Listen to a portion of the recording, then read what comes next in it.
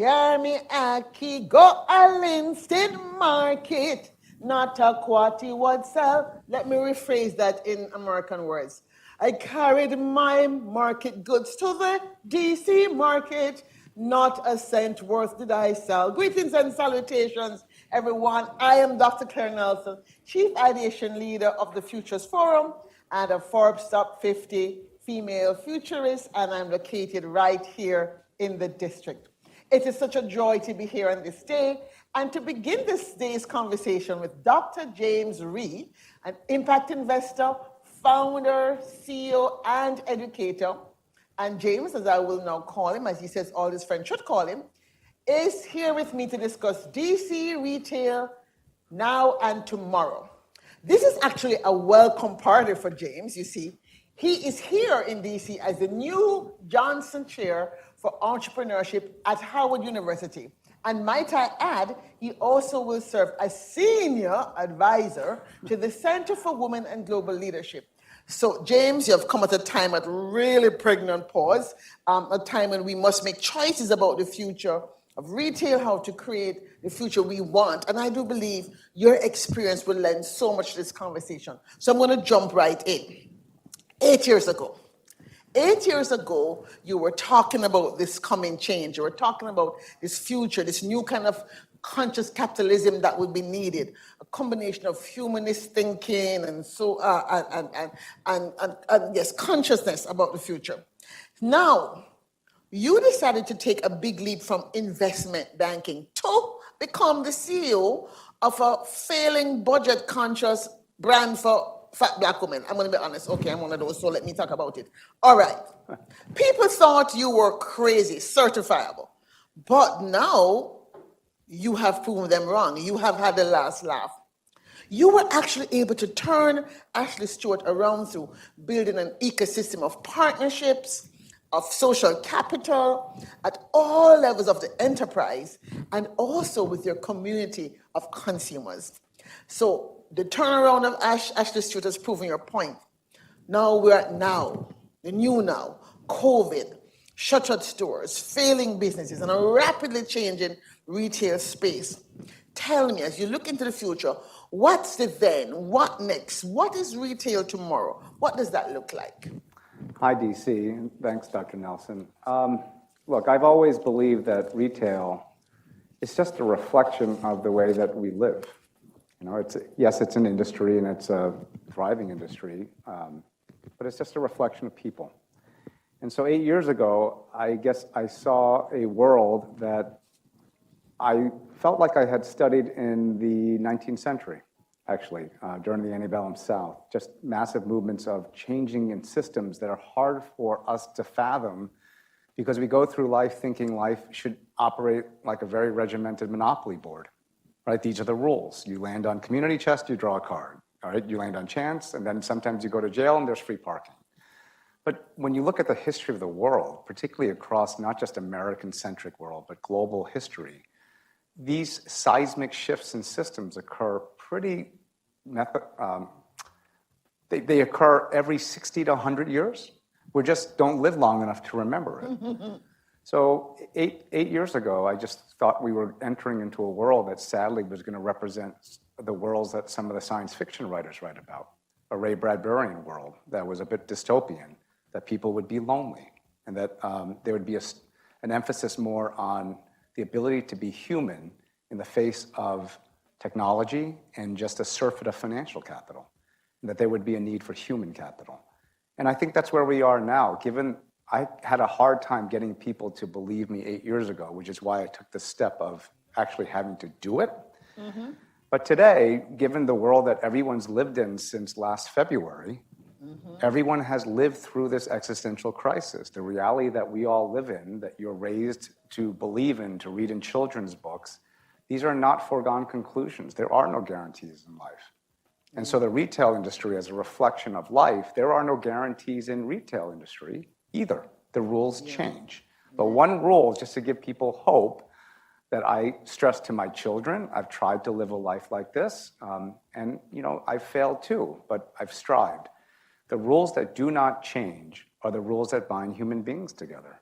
Things like kindness and generosity and a collective will of non-financial capital, of a barter economy, of investments in time and friendship. Those things never go out of style. Yeah. No matter what the system is and no matter what century we live in. And I believe that as we enter more into this conversation, I would like to discuss more about the importance of the exchange of social capital to a lot of the listeners today. Yeah, actually, you talk about kindness, and there's this term called kind capital that's going around. For me, when I think about tomorrow, I tend to start at 2030 because, I mean, that's a pull year for the world. We've already agreed, supposedly, or how many countries in the United Nations, that we want this better world inscribed and enshrined in the UN Sustainable Development Goals. And goal number 17 talks about partnership. It was by the top of my head. And partnerships involves the private sector. Partnerships involves capital. Partnerships then involve not just big companies, but also retail, because they also are packaging stuff in plastics and, you know, or making clothes, all these things. When you think about 2030 and this idea of retail then and kind capital, do you think we might be able to redesign our consumerist thinking so that retail actually becomes a way to reprogram and reset this future, which is built not just on financial capital, but also takes into account kindness capital, social capital? So one of the things that I always have liked about the retail industry, my first job, like many of you listening, was in retail.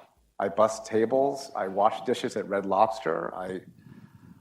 When you really deconstruct what retail is, there is a transactional component to retail, which is a lot of the financial industry. There's a lot of innovation going on in smart payments, direct payments, prepayments. That's all changing. But when you really look at retail, there's a whole other part of a transaction that has nothing to do with the physical product or money. There is an exchange of pleasantries, a connection, they call it retail therapy for a reason.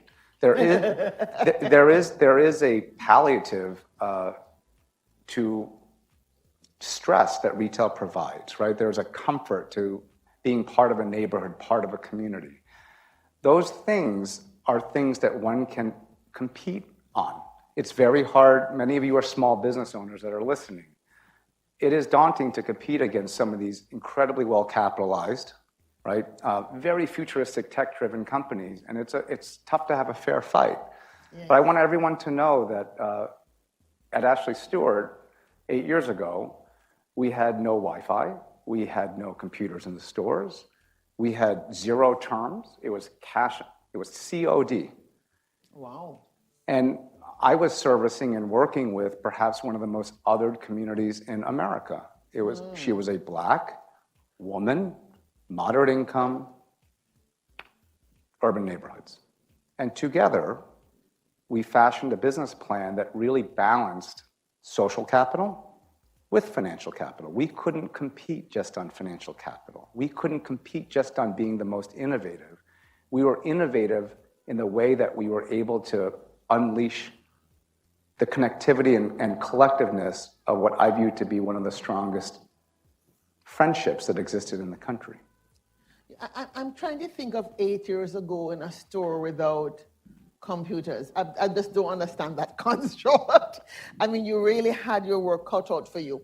And you're talking about this idea of social capital. And of course, for small retailers, yes, that's very important. Because a city like DC, which has a gap between the haves and the have-nots, what we want to see happening is inclusive prosperity.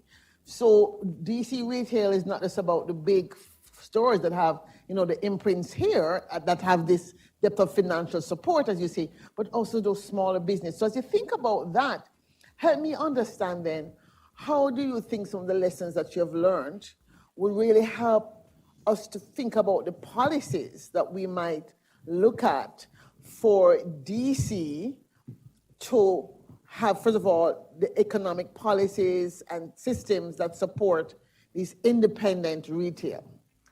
You know, one of the reasons why I am thrilled to be part of the Howard University Entrepreneurship Program is that I think what we're noticing over the last 15, 18 years, even though there's on the surface of it, much more accessibility to capital, loans. There's a lot of press, right, about we're making more availability of financial capital.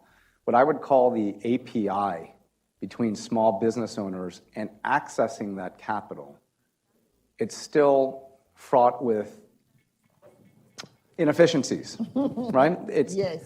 the language that's being spoken from what's being offered to what small businesses can do, it's different.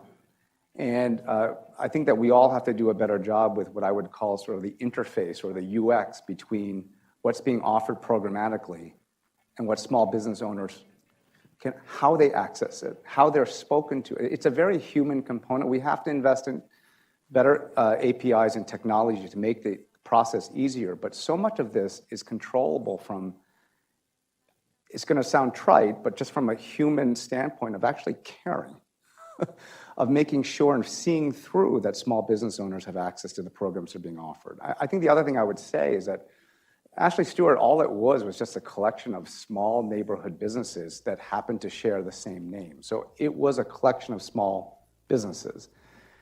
Every business today is a global business. Yes. Right? So, and one of the things, the accessibility to e-commerce platforms has just, it's much easier than it was 8 years ago. We were very purposeful in making sure that we were very strong in our physical community nexus. We had great connectivity with the people that were around us geographically, and we amplified those relationships to customers that were 5,000 miles away. But we never supplanted our local neighborhood support, that goodwill there, by just putting our faith in just broad technology and e-commerce. Our physical footprint was very, very important. The friendships, the day-to-day interactions of human beings, very, very important. So we didn't make any technology decisions that didn't enhance the physical relationships. And I think as you look to 2030, we're all living in a world where we're worried about being disintermediated and living in a Blade Runner world. I think those concepts, leaders, people, brands that actually can convey soul and real sensory feeling in a technology-driven world will have a lot of success, even if they are undercapitalized relative to some of the monstrous companies that are out there today. Yeah, I really am feeling that, because when I see all these like commercials or films that are set in the future, you see this like point of contact when you're walking past a store. They know who you are because your phone is attached to something, and then you're seeing a personalized ads, and I'm like, do we really want to live in a neighborhood where you walk past a store, they're advertising to you all the time? You want to be alone with your thoughts. But at the same time, the experience of COVID, for example, showed us that many small businesses did not have those sorts of partnerships with, let's say, financing companies and their insurance agent, and that allow them to sort of ride the wave or, deepen that little hiding space, that cubbyhole. In fact, you found that many small companies never had the books the right way to even get some of the checks and some of the stimulus checks. So a lot of NGOs then had to rush in and help them. Then that also became a commercial transaction. So we're talking about also new kinds of partnerships that need to be institutionalized. One of the things we can take away from this experience should be, what kind of new partnerships? How does agencies or the big chambers of commerce or whatever create these sort of a stakeholder conversation spaces that they can better understand what is needed? I think that's what's going to be needed for us to really change our systems. So let's be frank. The capitalism democracy partnership has been coming off the rails for not just the last 18 months, it's been decades, right? Whether it's because of tax policy, legislative policy, access to capital, the surfeit of capital that some companies can access and some people cannot, it's been going off the rails. What we need now is for people to really pause, to think about the fact that you have to think above the monopoly board, right? And stop going around the board and stop rolling the dice for a second and pause. And so to do that, my view, and part of what I'm doing the past year, is that I believe that it's going to take the formation of these, quote, orthogonal relationships to come up with new solutions. When you have orthogonal but well-intended meetings and relationships, the ideas that come from these meetings, they're new, right? So part of, with Ashley Stewart, what I asked the ladies of Ashley Stewart 8 years ago, and I asked the global community, and they didn't see it in the beginning, but we showed them, can you picture a world where people who are, quote, minorities are majority? Can you picture a world where women lead? Can you picture a world where all the rules that you think, right? Like we stress income statement. So for you small business owners, the first words generally out of people's mouths are, how much are your sales? How fast are you growing? But just like in life, in business, it is imperative that you lead with your balance sheet. Your balance sheet tells the truth. It's not your income statement. Right? We live in a culture. We've been raised in this country, and this is what's taught in business schools, and this is why I'm actually teaching the opposite thing at MIT. I will be teaching the opposite thing at Howard. Get your balance sheet correct. But what's on the balance sheet, though? Because the metric cannot just be about the next quarter. The metric cannot just be about the next profits, where you have an insane gap between, the CEO and the person at the bottom. The metric has to be moral. The metric has to be meaningful. And that's when I talk about smart futures, I'm talking about that M in smart being about the metrics and the S being sustainability. And as I'm hearing you talk about women leading, I just thought, for the most part, we saw women-led countries did better, certainly at the start of COVID. They kind of thought with maybe a systems viewpoint. And this idea of this orthogonal relationships, I always see those as beehives, which are much more, beautiful. And of course, bees give us honey and things that we can think about as humans, relevant to us, versus the relationships of, let's say, a hornet's nest or a wasp's nest, which is much more seemingly disorderly. As you think about this idea then of this world, 2030, we know for sure, by census, America is going to be supposedly a majority-minority country, whatever that means. Therefore, conscious capitalism, as you've been talking about it, we really need to take into account the, let's say, the mores, the hopes, the fears of a broader cross-section of people. I think that's what... How are you seeing that? Yeah, I think you're seeing it in, there are some companies that are doing it much more authentically and organically than others. And look, there's a lot of press and a lot of initiative on things like DEI. I'm not a big acronym person. I think for me, diversity and inclusion it's just part of the broth. It's not a separate initiative. Yes. Right?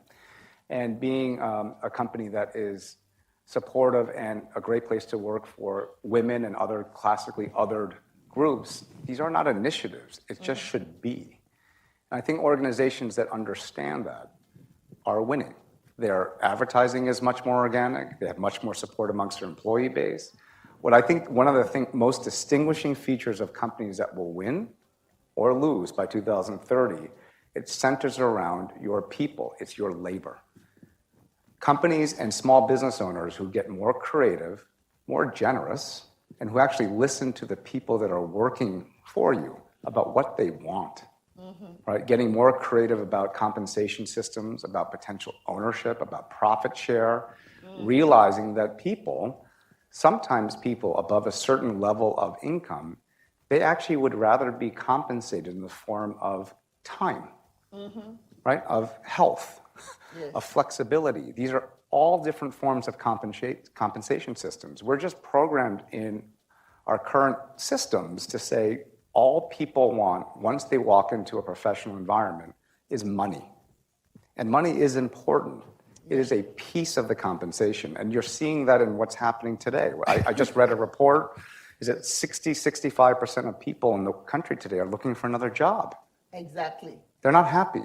Right. And so the way our whole accounting system's wired, and again, I'm going to speak some accounting speak, companies that are successful in retaining their employees have less churn, right? They have less expense. But because GAAP doesn't require you or to capitalize your retention future costs, You don't know which companies are doing a better job retaining their companies. If it was actually forced to be put into earnings, you would see.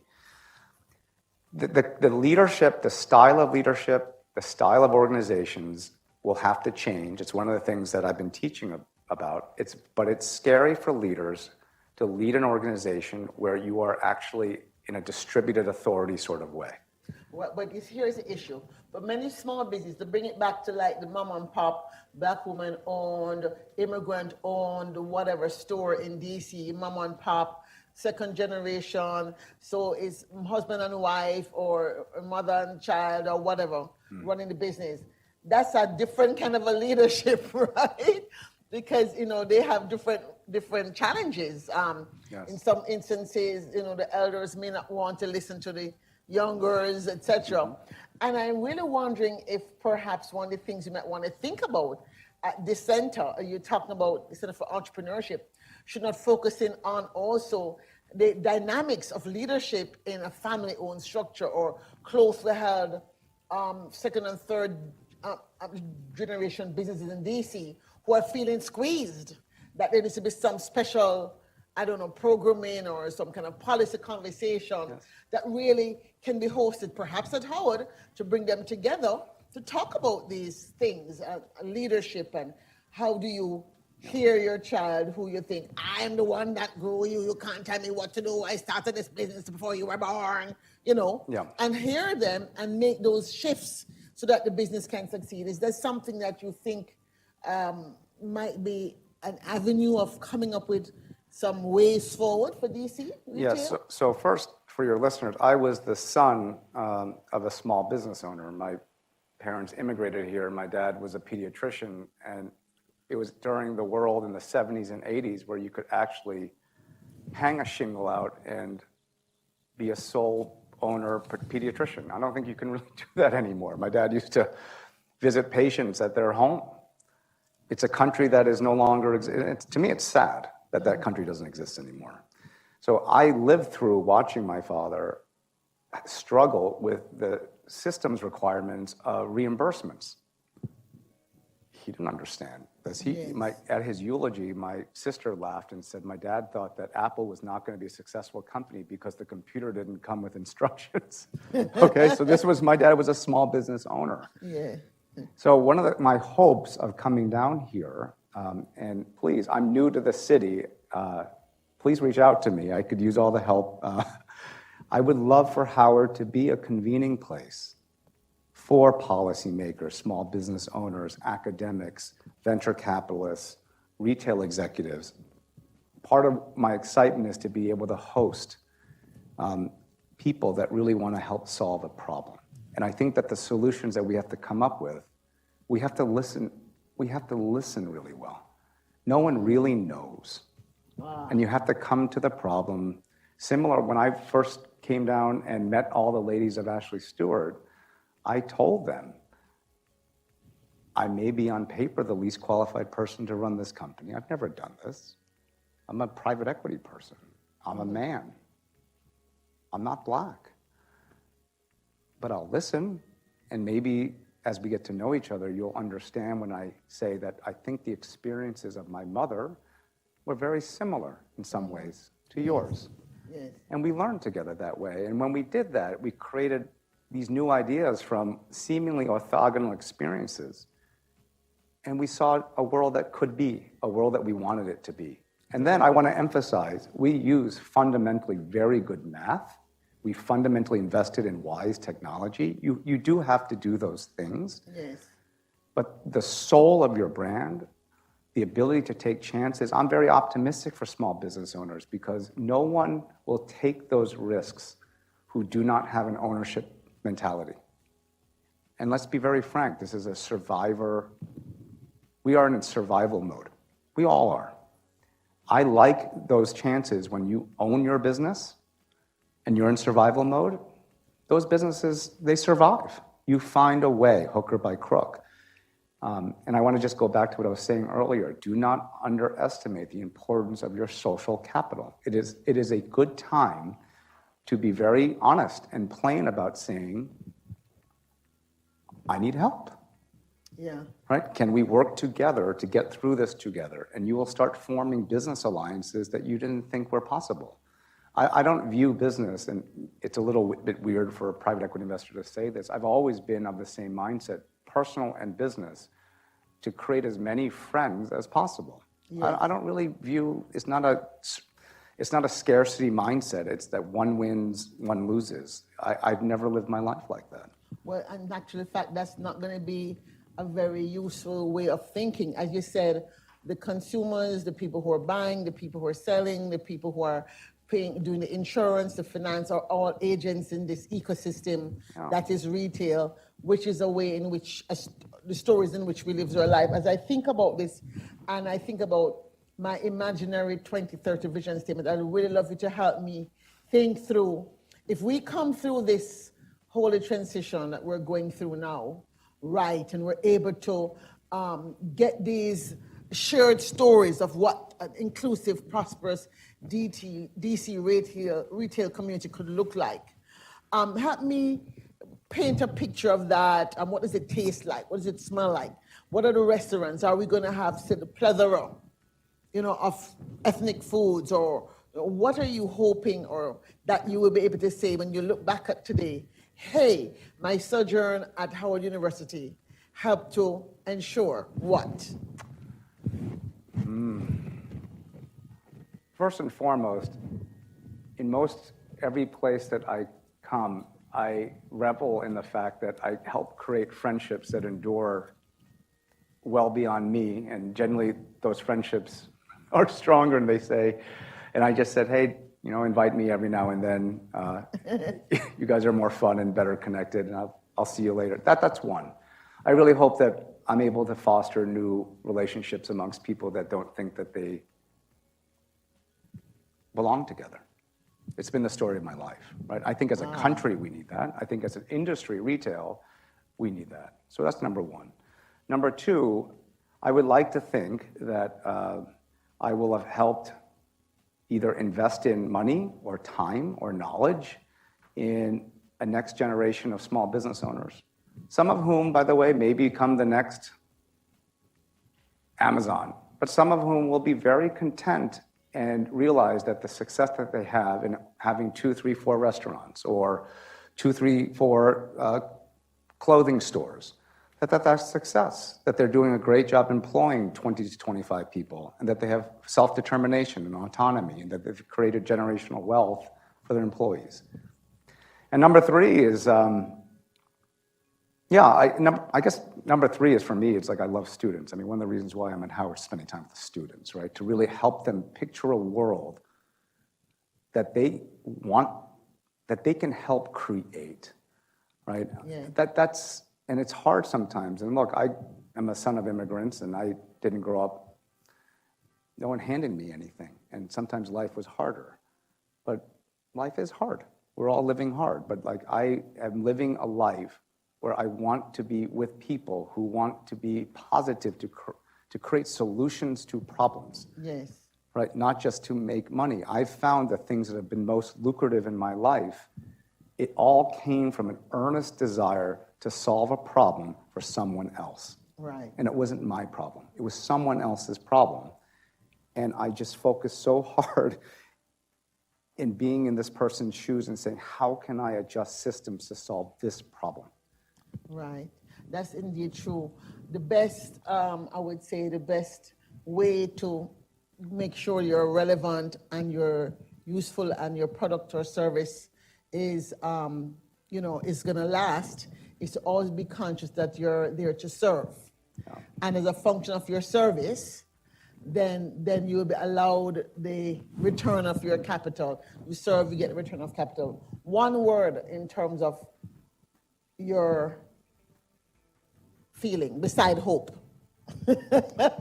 I think the flip side, I live a life of oxymorons. I'm concerned. Okay. I am, and it's not financial policy, monetary policy, tax policy. There's a lot of things I'm concerned about there. What I'm most concerned about, and what I believe retail can play a very critical role in helping shift attitudes, is I'm concerned about increasingly people being isolated, mentally and emotionally unwell. Yes. And we're losing a sense of accountability. Yes. Right? To other people, to the social fabric. That's what I'm most concerned about. If there's any industry that can attitudinally shift that feeling, is it not retail?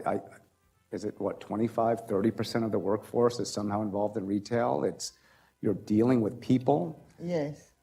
I hope that the retail industry can play a leadership role in restoring some accountability and social fabric in our country. Yes. I am going to bet on that. I'm going to say in something that retail indeed is about not just the buying and selling, the transaction of things, but also the transaction of relationships and feelings and meanings, and that's way of knowing yourself as community. I want to just close by saying, first of all, thank you so much, James, for helping us have this conversation. And as I think about DC, I've lived here for more than half my life, almost 40 years. And I love this place. I love this city. I love the smell of it. I love the feel of it. I love the fact that, when I used to crave Jamaican food, I could go to Brown's Bakery, which is no more. And when I used to crave a roti, I could go to Rita's, which is no more.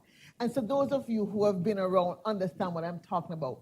So we want to ensure that DC retains some of that, that vibe, that soul. Mm-hmm. We want to see retail help us continue to have that soul. So retail, yes, you will always have the big box. Yes, we'll have AI doing this and AI doing that. But we're hoping that together, the people who make up the city, the people who make the policy, the stakeholders can create a story for DC tomorrow, DC retail tomorrow, that really puts people, planet first, and see those 2 billion blocks as a way to create a prosperity that is more shared, more inclusive. So I'm looking forward to working with you at Howard University, and I'm looking forward to working with this organization to ensure that DC retail today and tomorrow, now and tomorrow, go forward. Let me just sum up in the way I always sum up my conversations. The future is embedded in the landscape around us. Indeed it is. And though the road may seem rough right now and rocky, I do believe we can face it with faith if we look through the world and look through the windows with smart lens. I do believe that we can together, again, the operative word, together, co-create smart futures and a flourishing city, a flourishing country, and a flourishing world. And so, as we always say in Jamaica, walk good, safe journeys. Ubuntu.